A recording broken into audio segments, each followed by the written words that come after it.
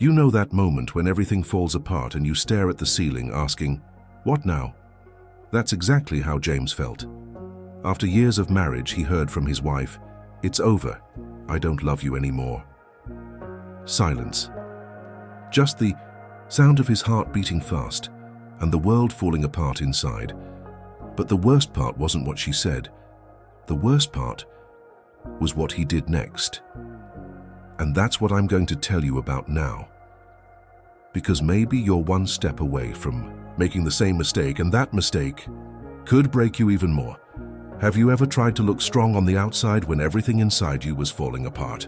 If you've ever been through something similar, or know you're going to go through it, sign up now, because here we share real and direct tips on how to live through this phase with more wisdom and less pain. Don't forget to sign up, because what's coming may change the way you see life's challenges. First, James's story, the beginning of the silent fall, expanded version. James is 52 years old. He has always been a man of simple, almost predictable habits. He woke up every day at 6:45, made coffee while listening to the radio in the kitchen. At 7 sharp, he would put the steaming mug on the table, open the newspaper, and read the headlines in silence. His wife, Anna, came in soon after, still sleepy, with her hair tied up in a mess. They exchanged a half-whispered good morning, like someone who has lived in that intimacy of someone who has shared their life for years. Nothing spectacular, but there was a kind of peace there. On the weekends, James would put on his worn-out cap, grab the hose and tend to the garden. The plants were like silent children that he cultivated patiently. Each flower that bloomed, each new shoot, was a small victory. He thought that life was going at the right pace, calm, safe, predictable. Until, on a normal afternoon, like any other, Anna called him to talk. They sat at the table. The evening light came in through the window, gilding everything with that soft glow of someone who has no idea what is to come. Anna held the cup with both hands. She took a deep breath, and then she said, with her eyes lowered, "James, I'm not happy. I think I need some time, or maybe the end." At that moment, the world stopped. The clock's hands seemed to turn slower. The noise of the cars on the street grew distant, and James froze. He said nothing. He didn't question. He didn't beg. He didn't scream. He just got up from his chair, walked to the backyard and stared into space. His hands were shaking a little, but he hid them in his pockets. His heart was beating like a drum, but on the outside his face remained serene, almost cold. That night he slept on the couch, saying he wanted to watch TV until late, but the truth is that he didn't want to share his bed with such a noisy silence. And then, the next day, he did what many men do when their world falls apart. He tried to look too good. He buttered his bread, commented on the weather as if nothing had happened.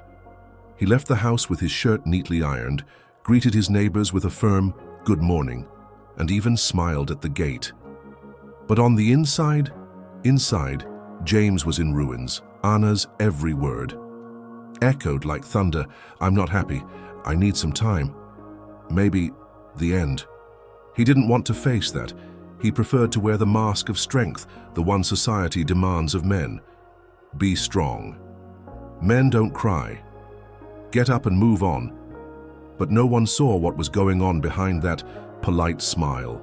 No one heard the silent scream of a man who was about to lose himself. Have you ever ignored your pain just so as not to worry others, or so as not to seem weak? 2. The worst mistake of all, pretending to be too fine. You know when a man tries to be too strong, pretending that nothing happened, that everything is under control. That's what James did, and that's when he really started to fall apart. The day after the breakup, he looked in the mirror and said, "You know what? She's going to see what I'm capable of." And then the drama began. James, that simple guy, became a different man. He took out his cell phone, went on social media that he didn't even use properly, and started posting pictures of himself smiling. Pictures in the park, in a restaurant, drinking wine. All with captions like, "Life goes on. Freedom is everything. Living the best moment." But behind every click, There was a broken man. To make matters worse, he went on dating apps. He thought the solution was to find someone fast. He started talking to women he didn't even know, saying things he didn't even feel. He forced smiles, told jokes, but inside, he was completely empty. He bought new clothes, shoes that didn't even suit him. He even went to a trendy hair salon to refresh his look. And do you know why? Because he wanted others to see that he was fine. He wanted his ex to know somehow that he was happy, that he was moving on, that she had lost a valuable man. But the truth, he didn't want to move on. He just wanted to prove something. And when we live to prove, we stop living to heal. James was wasting time, money, and energy trying to deceive everyone, including himself. And that only made the pain worse. Are you living to heal or to impress the person who has already left? Third, the price of pretending. When the body screams, what the heart keeps silent. But this mask has a price, and his body started to take its toll. On the outside, James was smiling. But on the inside, he was falling apart. The first thing that changed was his sleep. He would lie in bed at 10 at night, the room dark, the fan spinning, but his head wouldn't stop. He remembered the conversations with his ex, the silent dinners, the hugs that no longer existed. That painful question would come. To him, what did I do wrong? Sometimes he would doze off, but soon he would wake up sweating, with his heart racing, and that emptiness in his stomach, as if he were falling into a bottomless pit. During the day, he continued to post smiles on social media. But inside the house, he barely ate. The coffee would go cold on the table. The TV remote was there, but nothing held his attention. He could no longer feel joy or real sadness. It was as if he was anesthetized, just existing. And the worst part? No one noticed, because everyone looked at the photos and said, "Look, James, it's fine, huh?" He got over it quickly. But what about the reality? He was surviving, not living. All of this because of a common but dangerous mistake, running away from the pain.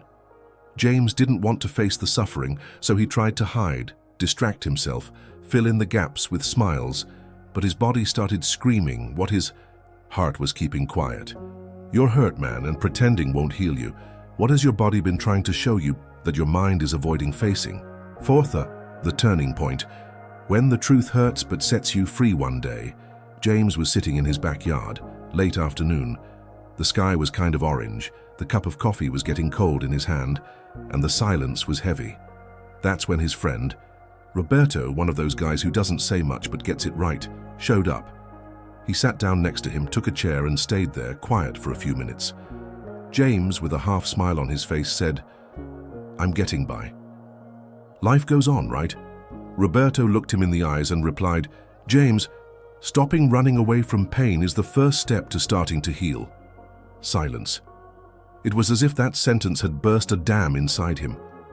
James lowered his head and, for the first time in weeks, he cried.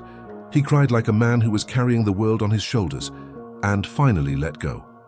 That night, he didn't post anything. He didn't answer anyone. He didn't smile for any photos.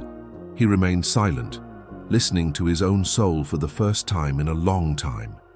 And there, he began to understand that he didn't need to prove anything to anyone, that the end of a relationship is also a mourning, and that all mourning needs to be experienced, that there is no quick cure for a deep wound. He began to allow himself to feel. He stopped using dating apps.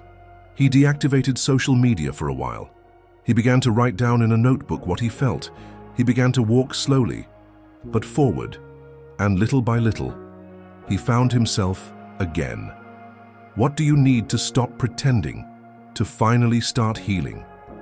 If the message every man needs to hear, if you're going through a breakup or know someone who's pretending to be fine, listen to this carefully. The worst thing you can do after a breakup isn't crying or isolating yourself or suffering. The most dangerous mistake is trying to pretend it didn't hurt. A real man isn't the one who never feels anything. He's the one who has the courage to face the pain and move on anyway. James only started to get better when he stopped lying to himself, and maybe That's what you need today. Stop. Take a deep breath and say, "It hurts, but I'm going to get through this." One step at a time. Don't try to appear strong on social media, but weak in your soul. Don't try to fill a hole in your chest with fleeting distractions. You don't need to rush into a new relationship. You need to run back to yourself. Pain doesn't destroy you, but the lie you tell yourself can. Are you willing to face your truth, even if it hurts, to finally find who you are again? And if you know a friend who is on the same path as James, trying to appear happy but sinking inside, share this with him. It might be the only truthful thing he hears today. And look, if you want to keep hearing truths like this, without bullshit from man to man, subscribe here, because in the next video we're going to talk about the second worst mistake many people make after a breakup and how to avoid ending up stuck in it for the rest of your life.